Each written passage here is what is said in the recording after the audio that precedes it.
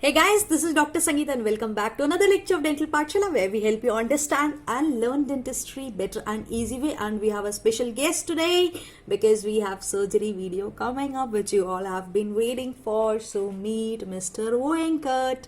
So today's video we are going to talk about the mid-facial fractures. As you know, mid-face is very important for the smell, vision, as well as for the resonance of the voice. Now if you talk about the voice, so the air sinuses, we have maxillary air sinuses, so all these air sinuses, because of these air sinuses we have resonance in the voice.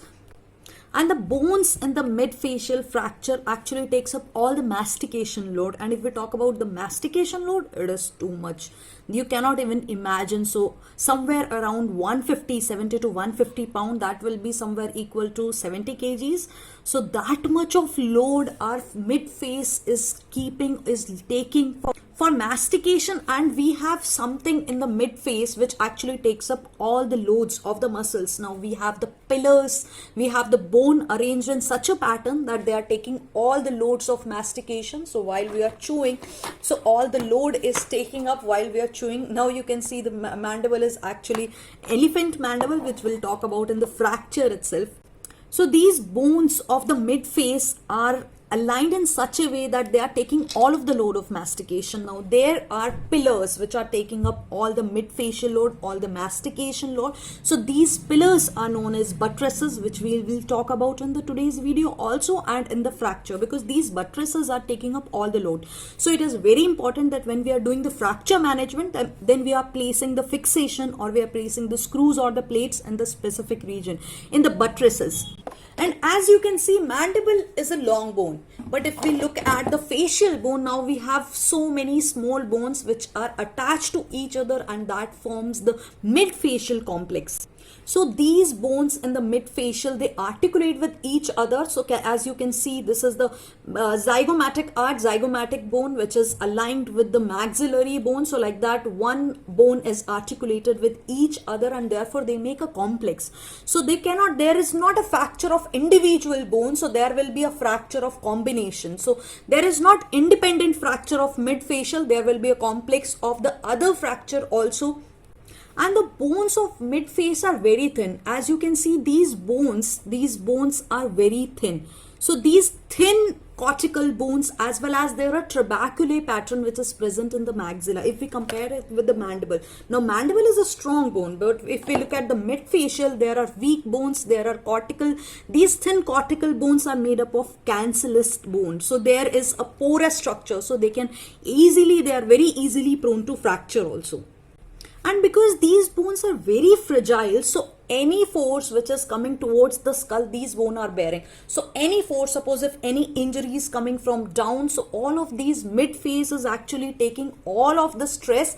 They are not letting the skull damage, or they are not letting the brain damage. So somehow they are protecting the brain, somehow they are protecting the skull, and taking all the forces, taking all the traumatic forces on themselves, and they are crushing, and there is a fracture of mid-face while protecting for the skull or the brain. Also, these bones are protecting the vital structures such as eyes, brain, and the spinal cord. So basically the mid-face is doing all of the protection work. So normally the mid-facial fracture is due to the sports injury, or either a car traffic accident, any road traffic accident, assaults, or any fall injury. So mid-facial fracture is not an individual fracture. It follows a set pattern of fracture. So today's video we are going to talk about the mid-facial fracture. So without further ado, let's jump into it.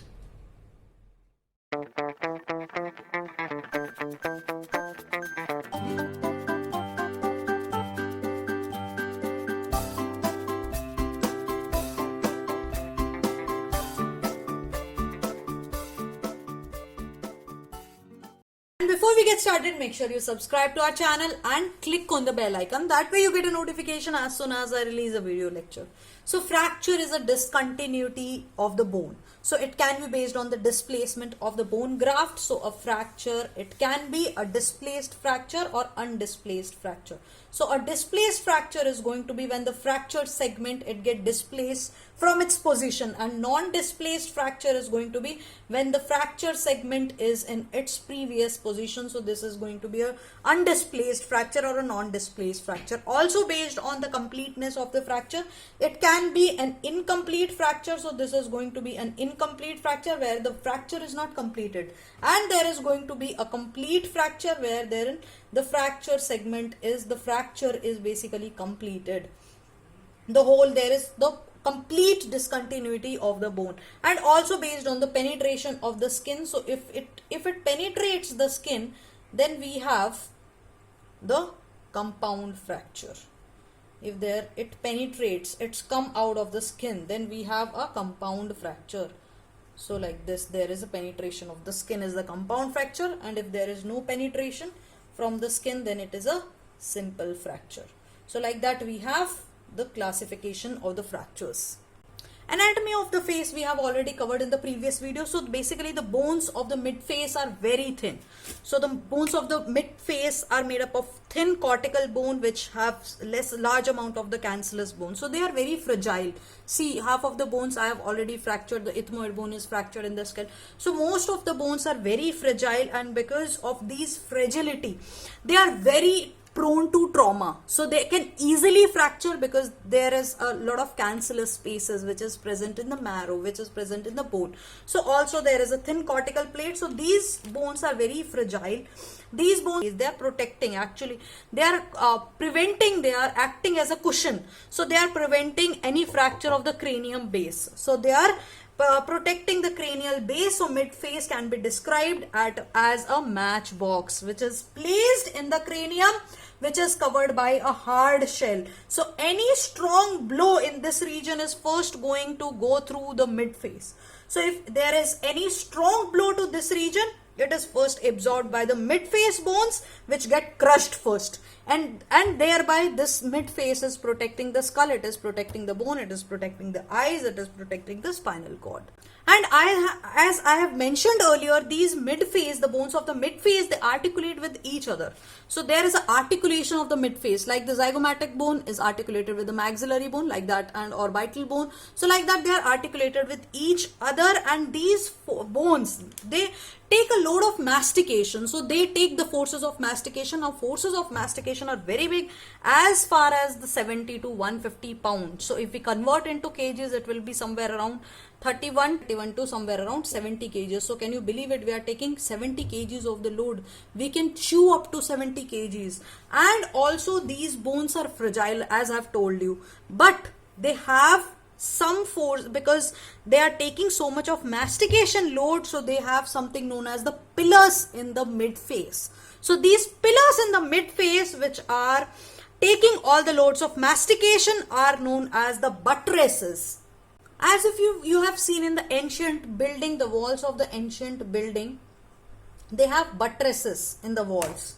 So they support, they have something support, some support for these walls. Like that, we have buttresses in the face, in the mid face, in the skull, which takes up all the loads of mastication, which takes up all the load. So these buttresses, they transmit, they take the force and transmit it to the cranium structure. These forces, they first take the force within, and then they transfer it to the cranium. And these buttresses, we have the vertical buttresses and the horizontal buttresses. Now these are providing strength to the bone. And also when we are fixing, when there is a fracture which is occurring, we are placing these plates, mini screws, plates, mini plates, screws, like that. When we are doing the open reduction, when we are doing surgery, when we are opening up and we are placing the plates or the screws, we are placing at these buttresses. So this is very important that we know the buttresses, because if we don't know the buttresses, then we cannot just place plates anywhere. We have to place it along these buttresses. Now we have two kind of buttresses, the vertical buttresses, the horizontal buttresses. The vertical buttresses, the first one in the vertical buttresses is the nasomaxillary buttress. These nasomaxillary buttress starts from the canine region, so starts from the maxillary canine alveolar process, and it goes towards the lateral wall of the pariform aperture, and it goes towards the maxilla and the frontal process, and it goes towards the maxillary. So the frontal process of the maxilla and towards the frontal bone. So this is the nasomaxillary buttress, which takes the turn towards the lateral wall of the nasal aperture. So that would be the lateral wall of the nasal aperture. This one is the nasomaxillary buttress. The second buttress in the vertical buttress we have is the zygomaticomaxillary buttress. So zygomaticomaxillary buttress, as the name suggests, it is going towards the zygomatic bone.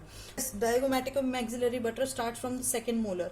It starts from the second molar and it goes towards the body of zygoma, and it crosses the frontozygomatic suture. Now there is, I am going to show you in the skull also. So the frontozygomatic suture, and then it crosses the body of the zygoma and then goes towards the frontal bone. So this is the zygomaticomaxillary buttress. There is a pterygomaxillary buttress. So there is a pterygomaxillary buttress which is present in the posterior part of the maxilla, which goes towards the pterygoid plates. So when I am going to show you, see the towards the first one is the nasomaxillary buttress. So nasomaxillary buttress starts at the canine fossa, goes like this towards the lateral wall of the nose, and it goes up in the frontal bone. So this is going to be the nasomaxillary buttress, starts from here, lateral wall of the nose, goes above. Now next one is the zygomaticomaxillary buttress. So zygomaticomaxillary buttress starts from here. See, it starts from here, zygomaticomaxillary buttress, and to maxillary second alveolar process and the body of the zygoma, and it crosses the frontozygomatic suture. Now you can see, can you see this frontozygomatic suture? So it crosses the frontozygomatic suture and goes towards the frontal bone. So this will be our zygomaticomaxillary suture. The pterygomaxillary buttress. Now this maxillary is the posterior part of the maxilla and towards the pterygoid plates. So these are the vertical buttresses. Also we have some horizontal buttresses. The horizontal buttresses are the superficial orbital, the inferior orbital. So this is the superior orbital. Then we have the inferior orbital, which is at the inferior orbit, and also we have alveolar processes. So at the alveolar processes of, we have alveolar process of buttress at the alveolar process of maxilla, buttress at the alveolar process of the mandible. So one in the alveolar process of the maxilla, one in the alveolar process of the mandible. Also we have a lower transverse mandibular buttress like this. So these are the buttresses. If we are fixing any plates, if we are doing open reduction surgical technique, then we are going to fix plates along these buttresses. And these bones of the mid face are actually directed 45-degree angle. If we compare, so these are actually from the lower teeth, these are angle at the 45 degrees. So these mid face bones are, these are angled at 45 degrees, and when there is a fracture occurring at any part of this mid face, so the fracture is going to be downward and backward. Also in the pterygoid plates, there are muscles attachment. So the fracture, whenever fracture happen any of this mid face, there is going to be the downward and the backward displacement of the maxilla, and from back it is attached, right? So from back, there is attachment for the soft tissues, there is attachment for the muscles. So when any fracture happens in the mid face, it is going to be like this. So there is going to be an open bite, which is seen in all the 3 Lefort fractures, and also elongation of the face, which is in the Lefort, all the 3 fractures. So now that we have already covered Lefort 1 in the previous video, so coming to the Lefort 2 fracture. Now Lefort 2 fracture is also known as the pyramidal fracture, as well as a subzygomatic fracture. So it is known as pyramidal fracture because of the fracture line. Now the fracture line for Lefort 2 fracture is starting from the here and like that. So we have a fracture line like this for Lefort 2 fracture. So that is the reason, because it is pyramidal in shape. So this is the reason it is also known as the pyramidal fracture, and because this fracture is below the zygomatic bone, so that is the reason it is also known as the subzygomatic fracture. Also the Lefort 1 fracture is also known as the subzygomatic fracture. Now this Lefort 2 fracture happens as a result of a strong force which is applied in the central region, which is at the level of the nasal bone. Suppose if somebody is playing a football, basketball, some kid is playing, and if the just ball it hits here at the nasal level, and in that case the child will have, or the person is going to have, a LeFo2 fracture. Suppose if any injury is going to happen at this area, it is going to lead to the LeFo2 fracture. So talking about the fracture line of LeFo2 fracture, we have first one is it starts at the middle third of the nasal bone. So if you can see, this is the frontonasal suture and this is the nasal bone. So coming to the middle third, so we are talking about the fracture line starts from the middle. So is here starts from the here. So this is the nasal bone, the middle part of the nasal bone. The fracture line starts, and this fracture lines goes towards the frontal process. So it goes towards the frontal process, and then it crosses it enters into the orbit, and it crosses the lacrimal bone. And there the fracture runs downwards and crosses the inferior orbital rim. Now this is the inferior orbital, this one is the inferior orbital rim, and then it causes the inferior, where there is, or the inferior part of the orbit. So it causes the inferior orbital rim, and then it runs downward.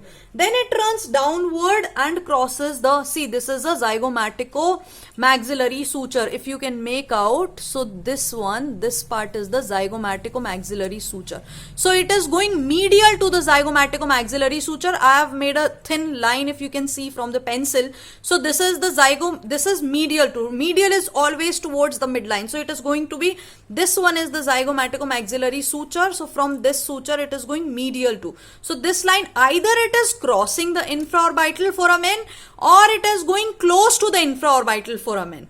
And if we are talking about, so this line runs between, most of the time it runs between the suture, zygomatico-maxillary suture, and between the infraorbital foramen. So it is actually medial to this zygomatico-maxillary suture, and then it enters, then it runs downward, it keep on going downward, and it goes towards the lateral margin of the maxillary antrum. So then it runs beneath the zygomatico buttress. Now if you see, it runs beneath the zygomatico buttress and it fractures the middle part of the pterygoid plate. So if you remember, the fracture line for the LeFo1 was from the lateral nasal, from the pyriform aperture, goes towards the canine fossa, anterior wall of the maxillary antrum, and beneath the zygomatico buttress, and lower 1/3 of the pterygoid plate. If you remember the LeFo1 fracture, that was fracturing the lower 1/3 of the pterygoid plate. But if you are looking at the LeFo2 fracture, it is slightly above the LeFo1 fracture. So it will fracture the middle third, or the middle 1/3 of our pterygoid plate. So it will fracture till here, but the LeFo1 fracture was somewhere around here. So this LeFo2 fracture is above the LeFo1 fracture. So this is the fracture line. So fracture line starts from the middle 1/3. Now this fracture line starts from the middle 1/3, then it goes inferiorly in the orbit, then the lacrimal bone close to the inferior orbital margin, and then medial to our zygomatico-maxillary suture, then goes beneath the zygomatic buttress and fractures the middle 1/3 of the pterygoid plate. So if we draw the fracture line, so let's just draw the nasal bone and middle of the nasal bone, then goes inside the lacrimal bone, then it comes out. So if suppose this is the zygomatico-maxillary suture, then it goes medial to this suture. Either it will cross the infraorbital foramen or not, but it will go close to it. That is not necessarily that it will go to and go inside and cross the infraorbital foramen. So then it goes beneath the zygomatico buttress and fracture the middle 1/3 of our pterygoid plate. So this was the fracture line for LeFo2 fracture. So it fractures like this, like this, like this. So the line goes from here, here, here, and then here. So the fracture is going to be like this fracture. That is why it is known as a pyramidal fracture, because the fracture line is like a pyramid. Talking about the clinical feature, now what happens when something is hit here? So there is a fracture of whole of this part. Now because the facial form is like this, right? So this is like the facial form. This is the face, right? So if the fracture happens here, the facial form becomes everything, it goes flat like this. So the facial form becomes like this. So there is a dish face deformity. So the face becomes like a dish, and because there is a fracture of whole of this component, then there is going to be a gross facial edema. That means there will be whole of the face is going to be swollen, and the face becomes, earlier when the face was like this, the face of the person was like this, right? So now the face becomes like this because of the edema. And because the face is swollen, so that is the reason, because of the gross facial edema, because of the everywhere is swelling because of the fracture. Now this gives a appearance of a moon face appearance. So this is the reason it is known as the moon face appearance is seen in this kind of fracture. And because there is a displacement, see, if you can see, there is a displacement of the fracture segments. The displacement is going to be the downward displacement as well as the backward displacement, because still we have the pterygoid, at the pterygoid plate, soft tissue which are still there and which are holding on to the back part of this maxillary bone. So because this part is going to be whole like this, so the fracture segment, fracture from here is going to be downward as well as backward, because still we have the backward pull from the soft tissues, and the face become depressed. So as I have shown you earlier, the face which was like this, now the face has become depressed. It has gone because there is a fracture of this part, so everything goes inside.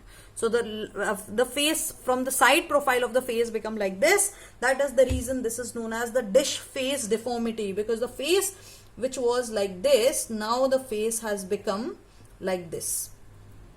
So also there is a black eye, and I can remember it from in my childhood days when my brother was learning the karate, and he came one day with a black eye. So he had all over around the eyes, he had this ecchymosis, the dark blackness, and I asked him that, did you see the sparrows? Did you see the angel also? So like that I was teasing him. So there is also a black eye which is seen. Now this is because of the circumorbital ecchymosis, because the fracture of the lacrimal bone, because the fracture line is going like this, so there is a fracture of the lacrimal bone, and because of the fracture of the lacrimal bone there is a circumorbital ecchymosis, and because of this there is an edema, there is a ecchymosis, there is a blackness which causes the black eye. And if you look at the eyes, because see the person's eyes, because there is going to be fracture of the lacrimal bone, so you will see ecchymosis, or you will see the subconjunctival subconjunctival hemorrhage towards the medial eye, because the fracture is towards the medial side, right? See, this is the nose, because the fracture line is going from the middle of the nose and going towards inside the lacrimal bone, so there will be fracture here. So that is the reason there is a hemorrhage, there is a subconjunctival hemorrhage or redness of the eyes which is seen in the medial side, or the medial aspect, or we can say the nasal aspect of the eyes. And also there is a edema of the conjunctivitis which is known as the chemosis. Now this is the hemorrhage, this is the edema because of the conjunctiva, edema of the conjunctiva, which is known as the chemosis. Now because of this communication of the nasal complex, there are many other associated fracture, and because see the structure of the nose is like this, because it is like a mountain, right, like a mountain. So when the fracture happens, see the nose is like this, right? So when the fracture happen, everything get like this. So when this thing was like this, now when there is an injury, now it get flattens, right? So this is the reason there is a there is a dish face deformity. And because earlier it was like this, now it happens like this, so there is an increase in the space between the two eyes. So when it was like this, now it has become like this, so there is a space which is increased between the two eyes, which we say is the intercanthal distance, that is widened. So the intercanthal distances between the canthus, there is a distance and it has increased because this whole of the complex has fractured and it has widened. So also there is a damage to the nasomaxillary complex, and there is, because there is a fracture which is anterior to the nasal, so there is also epistaxis, that is bleeding from the nose also happens in the Lefort 2 fracture as well, and it was happening in the Lefort 1 fracture. But there is something special about Lefort 2 fracture, which is the CSF rhinorrhea. Now what happens is, if you remember, we have talked about the ethmoid plate here, which is fractured in this case. So in the introduction video, we have already talked about this. Because there is a fracture in here, so there is, when this communication is lost, so the CSF starts draining from the nose. So that is known as the CSF rhinorrhea. So CSF rhinorrhea is when the CSF starts coming from the nose, and it is like a watery fluid only, like how the sneezing, because when we are sneezing or when there is running nose, no, like that there is a fluid or liquid coming from the nose. But the CSF rhinorrhea is different. It is not like the normal fluid, because you cannot sniff CSF rhinorrhea back. See, suppose suppose if I have cold, then I'll be sneezing like this. I can take my nasal content back, right? But in case of CSF rhinorrhea, the patient cannot take the content back, the nasal secretion, he cannot take it back. So, and also when the patient bends his head, there is a lot of secretion. So there is a continuous kind of a running nose. So that is the CSF rhinorrhea, which is a significant feature which is seen in the Lefort 2 fracture. Also, there is a tenderness and the step deformity at the infraorbital margin, because the fracture line is close to the infraorbital margin. It crosses the infraorbital margin. So there is a surgical emphysema due to any escapement from the air sinuses. So, and it is felt as the crackling sensation, and patient, because of this whole component is fracture. So the patient won't be able to eat, or patient won't be able to speak.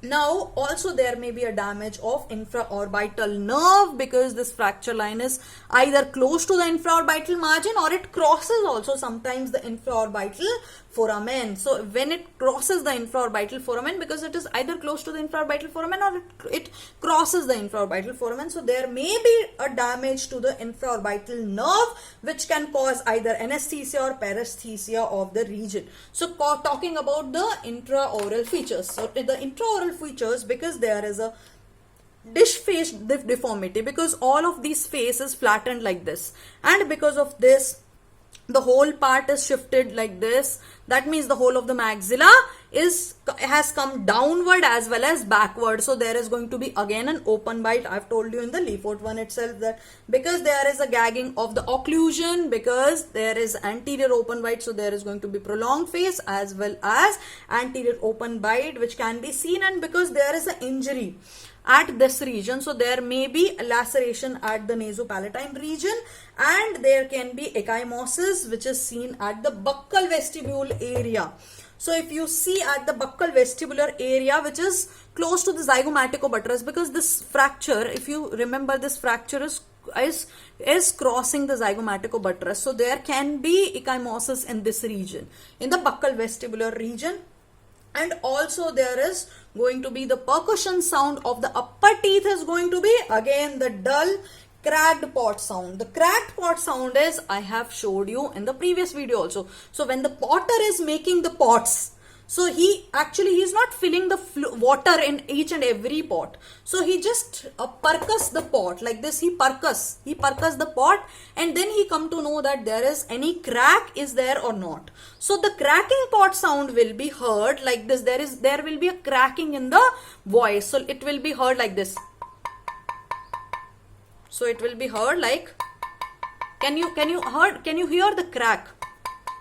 Like this. But otherwise, if there is no fracture, then the sound will come like a solid sound like this. The sound will come like this. Otherwise, the sound will be like this. So there is going to be in the upper teeth region a cracked pot sound. And also when you want to see this, when you want to check this Lefort 2 fracture, then you are going to place your fingers at the infraorbital region, and then you are going to, again, you are with the help of a left hand, you are placing at the infraorbital region, at this region, and you are checking with the help of your right hand the maxilla. So if the maxilla is movable, if the maxilla is moving, then there is going to be a LeFort-2 fracture at the nasal bridge. So like that, you are going to check the LeFort-2 fracture. So this is about the LeFort-2 fracture. We have already covered the LeFort-1 fracture, and next video we are going to talk about the LeFort-3 fracture, and after that we are going to study the management of the LeFort fracture or the mid-facial fracture. So if you like the video, then give it a thumbs up, and if you enjoy watching our channel, then share it with your friends so that the other can also learn. So keep watching, keep learning, stay safe. I'll see you soon.